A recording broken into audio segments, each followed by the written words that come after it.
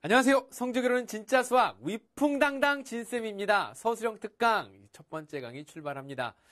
서술형 강의 1학기 때 내용들을 쭉 정리하면서 들어봤었던 수강했었던 친구들은 또 알겠지만 처음 듣는 친구들은요. 이 서술형 특강이라고 하는 거 말 그대로 조금 당황스럽고 문제를 풀긴 풀 수는 있는데 답은 낼 수는 있는데 그 서술의 과정을 생각의 과정을 말로 쓰거나 식으로 써서 표현하기가 만만치 않았을 겁니다. 그랬던 친구들이 이제 서술형 특강을 보면서 배웠던 개념들도 정리를 해보고 또한 서술형 답안을 작성할 때 어떻게 작성해야 될지 이런 것들 특히나 이제 사건과 경우의 수에 관련된 이러한 내용들은요. 일일이 수형도를 하나씩 그려보면서 이해하기 쉬운데 그것을 식으로 표현하기가 또 만만치 않았을 거예요. 그래서 선생님이랑 하나씩 해보도록 하고 여러분들이 이제 OTC 시간에도 들어서 알겠지만 한 걸음을 내디딜 때 그 걸음이 중요해요. 그래서 일단 해보려고 하는 시작하려고 하는 그 마음을 출발하도록 합니다. 시작하도록 해요. 언젠간 해야지 그 묵혀놨었던 그 마음들은 이제 풀어내면서 직접 한번 문제를 풀어가 보고 그러면서 잘 헷갈렸던 것들 표시해놓고 선생님과 수업을 통해서 정확히 알아가고 답안을 작성하는 연습을 하다 보면 어느 순간 나도 모르게 이제 할 수 있구나 라는 자신감이 생기게 될 겁니다. 자, 그러면 선생님과 함께 지금서부터 출발해 보도록 하는데요. 그 첫 번째 단계는 서술형 익히기입니다. 자, 서술형 익히기 어떻게 나오는 문제인지 가장 기본적인 내용들을 바탕으로 해서 이제 문제 상황에 접근을 해보고 서술형 이제 풀 수 있다. 조금은 난이도가 그다 높진 않지만 풀어볼 수 있는 자신감을 얻기에는 좋은 문제이니까 같이 한번 보겠습니다. 자, 첫 번째 문제가요. 경우의 수 중에서 대표를 뽑는 건데 10명의 후보 중에서 대의원 1명, 의원 2명을 뽑는 경우의 수를 구하라. 자, 한 개의 문제 속에 자격이 다른 것도 있고 자격이 같은 것도 있어요. 그러니까 머릿속에서 뭔가 복잡해지기 시작합니다. 자, 이때는요. 기준을 정하십시오. 뭐라고요? 기준을 정해요. 난 이 문제를 이런 과정으로 풀어나가겠다라고 하는 그 기준을 먼저 잡는 것이 중요하겠습니다. 일단 뽑아야 되는 것은 첫 번째 대의원을 뽑아야 됩니다. 근데 대의원이 1명이에요. 그러면 전체 10명의 후보군이 있습니다. 그러면 대의원 1명을 뽑는 경우의 수는 몇 가지가 생길까요? 각각의 후보마다 번호를 달아줬다고 생각해 보세요. 경우의 수. 그러면 내가 1번 후보를 뽑았거나 2번 후보를 뽑거나 해서 10번 후보까지 뽑는다고 하면 10가지 경우가 생기는 것을 알 수 있어요. 아이고 미안합니다. 갑자기 목이 막 잠기네. 감동했나? 자, 10가지 경우가 생기는데 이 경우에 따라서 자, 이제 두 번째 이제 의원을 뽑겠습니다. 의원 2명을 뽑는 경우.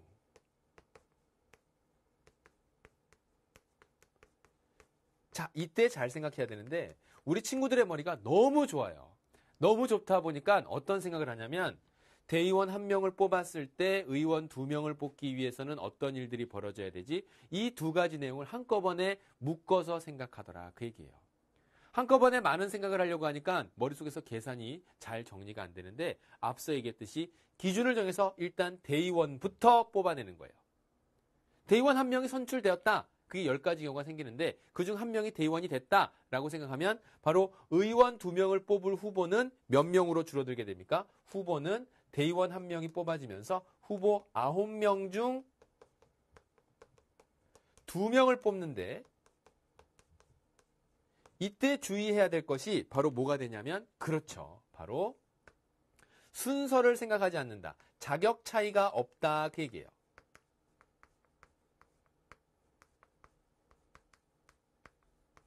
자, 이런 내용들이 정리가 되어야 여러분들이 문제에서 실수를 하지 않을 수 있어요. 그래서 10가지 경우로 1명을 뽑고 나면 이제 그 뒤에는 의원 2명을 뽑는데 그 의원 2명에는 자격 차이가 없다. 순서를 생각하지 않고 2명을 뽑아 줄 세우는 것과 같겠구나. 그래서 여기에 나와 있는 계산식은 9 곱하기 옳지 8 되는 것이고요. 이렇게 9 곱하기 8 하게 되면 첫 번째 자리에 9명 중 1명이 오고 두 번째 자리에 8명 중 이제 남은 8명 중 1명이 오는데 사실 여기에 1번, 2번이 섞거나 2번, 1번이 섞거나 이걸 서로 다른 경우로 9 곱하기 8이라고 만들었으니 이때 이 내용을 그 둘이 서로 다른 방법으로서는 1, 2나 2, 1이나 2, 3이나 3, 2나 다 똑같은 한 가지 경우로 보자. 둘이 서로 다른 경우로 서게 되는 2 곱하기 1의 경우로 나눠줘야 되겠죠. 그래서 2로 나누는 거예요. 왜 2로 나누느냐? 2 곱하기 1이었기 때문에 2로 나누는 겁니다. 그래서 이것을 약분하게 되면 1, 4가 되면서 4, 9, 36, 36가지 경우가 생긴답니다. 후보 9명 중에서 2명의 의원을 뽑는데 그 2명의 의원은 자격 차이가 없는 경우이니까 서로 다른 경우를 한 가지 경우 1, 2나 2, 1 서로 다른 경우라고 생각했던 그것을 한 가지 경우로 봐야 되니까 나눠주고 그래서 이 두 가지 내용을 1, 2에서 결국 대의원이 한 명씩 그렇게 1번이 뽑힐 때마다 36가지, 2번이 뽑혔다고 하면 36가지, 3번이 뽑혔다고 하면 36가지. 그렇게 해서 10번이 뽑혔다고 하면 또다시 36가지. 즉 이때 계산은 10가지 방법 각각에 따라서 36가지. 대의원을 뽑는 10가지 방법 그 각각에 따라서 36가지 2명의 의원을 뽑는 경우들이 발생을 할 테니까 이때 전체 만들어질 수 있는 이 경우의 수는 어떻게 된다? 바로 360가지가 만들어지겠구나라는 것을 알 수 있는 거죠. 그래서 경우의 수를 구하라 그러면 360 답을 적어주면 되고 여러분들은 여기에 나와 있는 대의원을 뽑는 경우의 수, 그 다음에 의원을 뽑는 경우의 수 그것을 종합해서 대의원 1명과 의원 2명을 뽑는 경우의 수 즉 자격 차이가 있는 것과 없는 것 요것들을 종합해서 다음과 같이 360이라고 하는 그 답을 찾아주면 되겠습니다. 할 수 있나요? 해서 지금 여기에 나와 있는 경우의 수에 관련된 문제에 접근할 때는 객관식 문제도 마찬가지이지만 하나씩 내가 구해야 되는 게 어떤 것이고 무엇을 적용시켜 가야 될지 기준을 먼저 명백하게 정리해 준 뒤에 그 문제를 풀어간다면 실수 없이 정답을 찾아갈 수 있을 겁니다. 할 수 있겠어요? 자, 그러면 두 번째 문제 가보도록 할게요. 자, 이런 문제도 빠지지 않고 등장을 해요. 그런데 지금 현재 이 문제에서는 어떤 것들을 조건에 제시하고 주의해서 살펴봐야 될 조건이 무엇이 있는지 정리해 보도록 할게요. 첫 번째는요. 0, 1, 2, 3, 4, 5를 사용해서 숫자 카드 중에 0이 들어가는군요. 세 자리 정수를 만드는데 세 자리 정수를 만들 것이고 같은 숫자를 여러 번 사용해도 된다 그랬어요. 같은 숫자를 여러 번 써도 되는군요. 그 다음에 0이라고 하는 수가 들어간다는 거 주의하자 그랬고요. 만들 수 있는 세 자리 정수의 개수를 구하라. 내가 구해야 되는 건 마지막에 정수의 개수랍니다. 그럼 여러분들이 여기서 이런 생각을 할 수 있어요. 세 자리 정수를 만들기 위해선 100의 자리가 있어야 될 것이고 10의 자리가 있어야 될 것이고 1의 자리가 있어야 되겠습니다. 자, 그러면 첫 번째 100의 자리에 올 수 있는 여기에다 적을까요? 첫 번째 100의 자리에 올 수 있는 수는 100의 자리에 올 수 있는 수를 한번 몇 가지가 되는지 한번 살펴보도록 할게요. 100의 자리에는요. 세 자리 정수를 만들기 위해서는 바로 0을 쓸 수 없어서 하나, 둘, 셋, 넷, 5가지. 5가지가 오게 됩니다. 그래요? 그래서 100의 자리에선 0을 뺀 나머지 것들이 전부 다 오게 되니까 5가지가 오게 되고 두 번째 이제 10의 자리의 수를 10의 자리에 올 수 있는 수가 몇 가지나 될까 살펴봤더니 자, 여기에서 주의해야 돼요. 그간에 여러분들이 보았었던 문제는 한 번씩만 만약에 사용한다고 하면 앞에 100의 자리에 썼던 수 빼고 그 다음에 0 포함하고 이렇게 해서 집어넣었을 텐데 자, 여기선 잘 봐야 돼요. 같은 숫자를 여러 번 사용해도 된다라고 했으니까 0 포함해서 0, 1, 2, 3, 4, 5에 하나, 둘, 셋, 넷, 5, 6 몇 가지? 6가지를 쓸 수 있는 거예요. 이 부분을 주의해야 돼요. 왜 6가지를 쓸 수 있느냐? 같은 숫자를 여러 번 사용해도 된다라고 했어요. 같은 수를 여러 번 사용할 수 있기 때문에 그렇다 그 얘기예요. 자, 그런 다음에 이제 세 번째 1의 자리에 올 수 있는 수를 생각해 보는 거죠. 자, 2번이 무사히 통과가 됐다면 이제 2번에서 실수 없이 2번에서 여태까지 이제 다른 문제를 봤을 때 한 번만 사용해서 숫자를 만든다라고 했으면 앞에 100의 자리에 사용되지 못했었던 0을 빼고 그 다음에 나머지 0을 포함해서 그 다음에 100의 자리에 썼던 수 빼고 다시 몇 개? 하나, 둘, 셋, 넷, 5개, 5가 올 수 있지만 여기에서는 같은 수를 여러 번 사용할 수 있고 0마저 포함돼서 6가지가 되는 거예요. 됐나요? 자, 그러면 1의 자리 숫자. 그렇지. 여기에도 6가지가 올 수 있겠죠. 그러면 만들 수 있는 세 자리 정수는 모두 몇 개가 되냐면, 자, 이제 1번, 2번, 3번을 종합해서 살펴보건대 100의 자리에 올 수 있는 5가지 그 각각에 따라서 10의 자리는 0을 포함해서 6가지가 올 수 있고, 그 다음에 1의 자리에 또 몇 가지? 또 6가지가 이렇게 올 수 있어요. 그러니까 이것을 전부 다 곱하게 되면 6, 우리게 30, 그 다음에 30 곱하기 6, 180. 이런 계산이 되더라. 그 얘기죠. 그래서 세 자리 정수 만들 수 있는 것은 몇 개를 만들 수 있다? 바로 180개를 만들 수 있겠습니다. 이렇게 정리해주면 돼요. 그러니까 세 자리 정수 만들 때는 어떤 자릿수가 들어갈 것인지를 살펴준 뒤에 180개의 정답을 찾을 때까지 다음과 같은 요 순서의 과정을 나열을 해서 정리한다면 네, 서술형 문제 완벽하게 정리해서 만들어낼 수 있겠죠. 답 찾을 수 있나요? 자, 이렇게 해서 이제 각각이 평가요소가 되는 거예요. 주의해야 될 거 같은 숫자 여러 번 사용한 거 그 부분 한 번 더 주의해서 정리해 주도록 하고요. 자, 이제 2번 문제 이렇게 해서 정수의 개수 살펴봤습니다. 그 다음 나오는 게 이제 도형에서 우리가 이제 경우의 수가 활용되는 것이 등장을 하는데 다음과 같이 나와요. 한 원위에 서로 다른 9개의 점이 있다. 이런 문제들이요.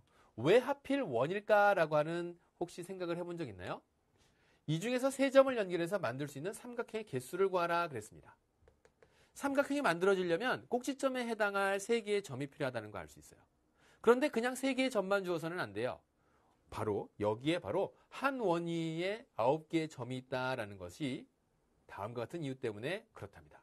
잠깐 여기에다가 이제 메모를 하면서 여러분들의 이해를 돕는다면 3개의 점을 다음과 같이 이렇게 만들어 보도록 할게요. 그리고 3개의 점을 이렇게 한번 만들어 보도록 하겠습니다. 이 두 가지의 차이점을 여러분들이 알아야 될 거예요. 한 원위에 9개의 점이 있다는 얘기는 어떤 3개의 점도 한 직선 위에 있지 않은 경우가 돼요. 원 위에 있는 3개의 점을 어디에다 잡던지 간에 그 원 위에 있는 점들은 어떤 3개의 점도 한 개의 직선 위에 있지 않습니다. 어떤 3개의 점도 한 개의 직선 위에 있지 않죠. 자, 이렇듯 한 개의 직선 위에 있을 경우에는 삼각형이 만들어진다, 안 만들어진다? 만들어지지 않겠구나. 그러니까 이런 경우를 제외시켜주는 것이 바로 한 원 위에 있는 점들이라는 조건이구나라는 사실을 알 수 있는 거죠. 자, 이러한 힌트를 얻었다면 그 힌트를 바탕으로 해서 이제 삼각형의 개수를 살펴주는 거예요. 즉, 한 원 위에 서로 다른 3개의 점, 서로 다른 9개의 점, 한 원 위의 서로 다른 9개의 점이라는 것은 무엇을 뜻하는 거냐면 바로 다음과 같이 어느 세 점도 한 직선 위에 있지 않다라는 거예요. 자, 그러니까 여러분들은 이제 여기서부터 자유롭게 생각할 수 있어요. 어떤 생각? 바로 9개의 점 중 뭐를? 3개를 선택하자. 그래서 그 3개를 선택하게 되면 그것이 바로 삼각형이 만들어지겠다라는 사실이에요. 그래서 다음처럼 여기에 나와 있는 9개의 점 중 1번 점, 2번 점, 3번 점 이렇게 연결시켰다라고 생각을 해보세요. 그러면 삼각형 하나 만들어지지. 그러면 선생님 이렇게 하면 되겠군요. 9개의 점 중 하나를 선택을 하고 그 다음 남은 8개의 점 중 하나를 선택할 수 있을 것이고 그 다음 남은 7개의 점 중 하나를 선택할 수 있겠네요. 그래요. 이렇게 선택할 수 있는데 중요한 것은 이 안에는 무엇까지 서로 다른 경우로 생각한 거냐면 1, 2, 3, 1, 3, 2, 1, 2, 1, 3, 2, 3, 1, 3, 2, 1, 3, 1, 2 이런 것들이 다 한 가지 경우로 밝혀져야 되겠구나. 어쨌든 삼각형은 하나로 만들어지니까. 그래서 순서를 생각하지 않고 정리를 해야 되겠구나. 라는 것을 알 수 있죠. 그래서 이 순서를 생각하지 않는다라는 얘기를 바로 어떻게 해야 되냐면 3 곱하기 3점이 서로 다른 방법으로 서는 그 가지수. 앞서서 얘기했지만 1, 2, 3, 1, 3, 2, 1, 2, 3, 1, 3, 2, 그 다음에 2, 1, 3, 2, 3, 1, 3, 1, 2, 3, 1, 2, 3, 2, 1까지 해서 이 6가지가 다 1, 2, 3 한 가지 경우로만 생각해야 되겠더라. 그래서 얘로 나눠주는 거예요. 그렇게 나눠준 것을 이제 약분을 시켜서 정리를 하게 되면 바로 얼마가 나오냐면 47에 28 곱하기 3이니까 84. 그래서 몇 개? 84개의 삼각형이 만들어집니다. 이렇게 풀 수 있는 거죠. 해서 한 원위에 서로 다른 9개의 점이 있다라고 했을 때 삼각형 만들려면 3개의 점 필요하지. 그런데 삼각형 만들 때는 그 각각의 3개의 선택된 점들이 순서를 생각하지 않고 만들어져야 되기 때문에 다음과 같이 그 순서를 생각해서 서로 다르게 놓이는 거를 다 한 가지 경우로 살펴줘야 되겠구나. 그래서 마지막에 나누는 것까지 해서 이렇게 정리를 하게 되면 평가 요소에 알맞게 여러분들이 풀어야 될 문제 정답 몇 개의 삼각형이 만들어진다? 84개의 삼각형이 만들어진다라는 그 답을 완성할 수 있는 겁니다. 자, 이렇게 정리를 해보고 나니까 어때요? 이제 서술형 문제에서도 결국 내가 문제를 풀어갔었던 우리가 너무 머리가 좋다니까? 여러분들이 머리가 너무 좋아요. 한꺼번에 암산할 수 있는 것들은 후딱 암산을 해버릇하니까 중간에 서술형 과정에서 평가 요소에 해당하는 것들을 건너뛰기 십상인데 그런 것들을 차근차근 하나하나 메모해주는 습관, 적어주는 습관 잊지 않도록 합니다. 여러분들의 생각이 그대로 풀려나가면 돼요. 그래서 항상 당부하는 것이 풀이 노트를 써보는 것은 꼭 문제를 여러 번 풀거나 라는 것뿐만 아니라 서술형 문제 또한 푸는데 대비를 할 수 있으니까 풀이 과정을 연습장 같은 곳에다가 꼼꼼히 정리하는 연습도 꼭 해보도록 하고요. 자, 그러면 이제 조금 더 난이도를 높여서 한번 생각해 보도록 할게요. 다음 서술형 완성하기로 한번 가보도록 하겠습니다.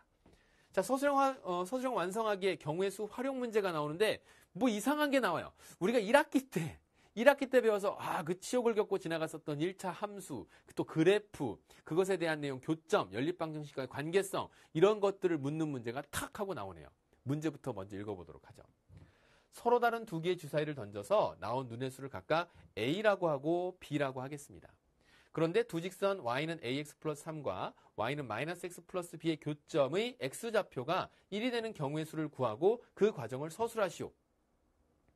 이게 뭐야? 이거는 함수의 문제예요. 아니면 연립방정식하고 함수의 관계를 묻는 문제예요. 1학기 때 이미 다 했다라고 생각을 했는데 왜 또 나오는 거예요?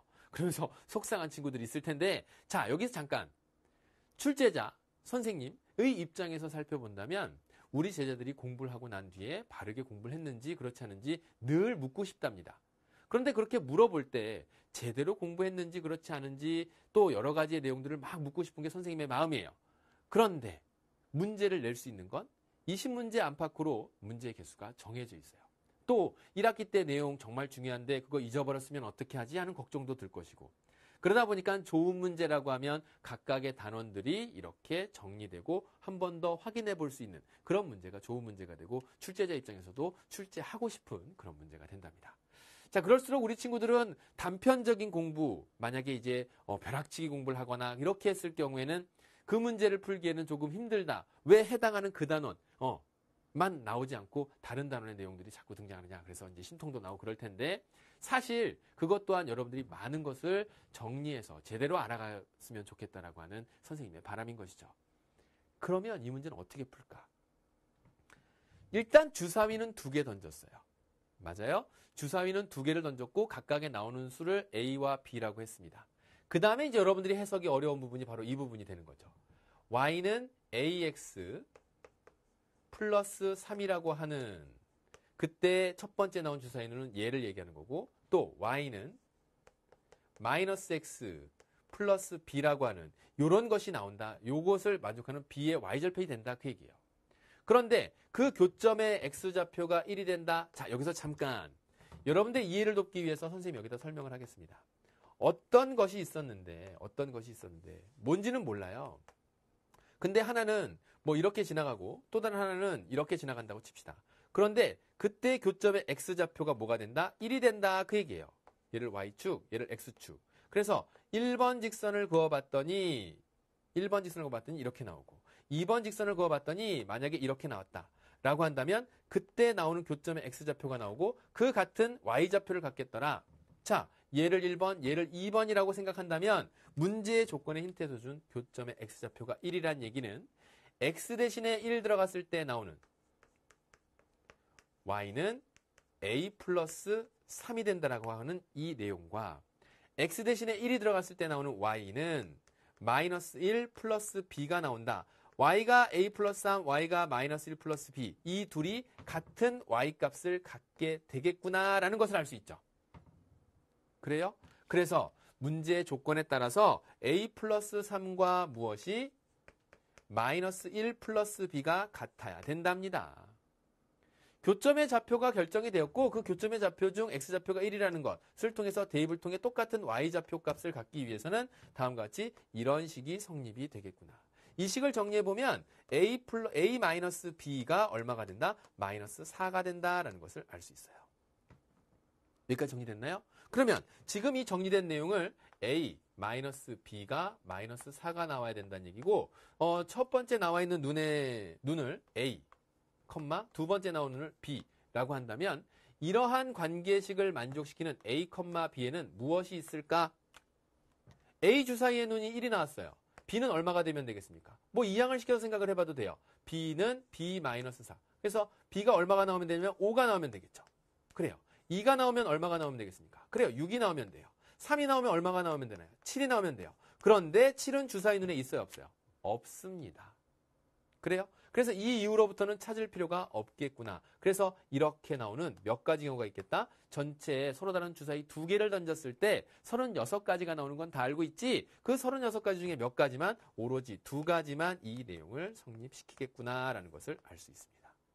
그래서 다음과 같이 나와 있는 이 식을 바르게 1번식과 2번식으로 정리하면서 이렇게 문제에서 요구하는 내용들이 무엇이 있는지 그 조건을 바르게 따져서 문제의 정답을 찾아주면 되겠죠. 이렇게 이제 1차 함수의 그래프와 경우의 수 사이에서의 관계를 갖고 문제에 접근하는 거 무엇부터 완성하자? 조건을 만족시키는 식부터 완성하고 그 각각의 경우의 수를 따져주면 문제의 정답을 쓸 수 있겠더라. 됐나요? 해서 2가지로 모두 정답을 찾으려고 봅니다.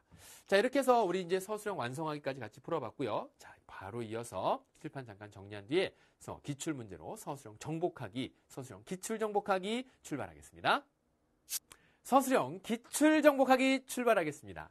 자, 여기 나와 있는 서술형 기출은요, 여러분들이 문제 상황을 보고 이제 어떻게 정리해 나갈지 꼼꼼하게 풀이 과정을 잘 정리해 보면서 실전에 한번 대비해 보도록 합니다. 자, 첫 번째 문제 보도록 할게요. 1부터 9까지의 숫자가 각각 적힌 9장의 카드에서 동시에 2장의 카드를 뽑아 각각의 카드에 적힌 수를 곱했을 때 짝수가 되는 경우의 수를 구하면 그랬어요. 짝수가 되는 경우의 수를 구한다? 그러면 여러분들이 여기서 이제 수적 감각이 등장을 하게 되는데 가만히 살펴보면 짝수가 되는 경우를 보니까 짝수와 짝수의 곱이 짝수가 나와요. 짝수와 홀수의 곱은 홀수가 나오나요? 짝수가 나옵니다. 홀수와 짝수의 곱은 이것 또한 네, 짝수가 나와요. 그래서 어떤 경우만 오로지 홀수 곱하기 홀수만. 그래서 선생님이 이제 이것부터 정리하고 가도록 할게요. 짝수 곱하기 짝수가 나오고 그 다음에 짝수 곱하기 홀수가 아니라 짝수가 됩니다. 그 다음에 요걸 바꿨다고 해서 홀수 곱하기 짝수 2 곱하기 3이나 3 곱하기 2나 전부 다 6 나오죠. 짝수가 돼요. 그 다음에 홀수 곱하기 홀수가 네, 얘만이 홀수를 나올 수 있게 하는 유일한 방법이네요. 3 곱하기 3, 9. 9 곱하기 9, 81. 자, 이런 식으로 홀수 곱하기 홀수만 홀수가 나오는구나 라는 것을 알 수 있어요. 그런데 이제 문제는 그 다음서부터죠. 1부터 9까지의 숫자가 적힌 9장의 카드에서 2장의 카드를 뽑을 거예요. 그런 다음에 그 수를 곱할 겁니다. 그러니까 만약에 내가 숫자를 2와 3을 뽑았거나 2와 3을 뽑았다고 칩시다. 그럼 2와 3의 곱은 6이에요. 3과 2의 곱도 6이죠. 결국 6이라고 하는 짝수의 결과 2와 3 뽑았을 때 마찬가지로 벌어진다는 얘기예요.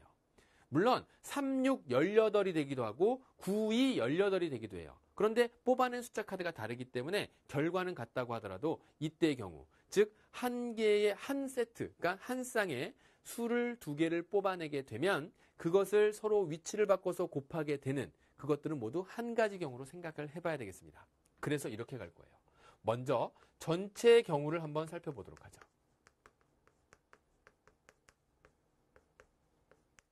뭐냐면 1에서부터 동시에 2장을 뽑았을 때 만들어지는 숫자 카드의 곱들은 어떻게 만들어질까? 9장 중 하나를 뽑아내게 될 것이고 남은 8장 중 하나를 뽑게 되는데 이때 뽑아냈었던 2장, 즉 2와 3을 뽑건 3과 1을 뽑건 모두 다 한 가지 경우로 보자 그 얘기예요.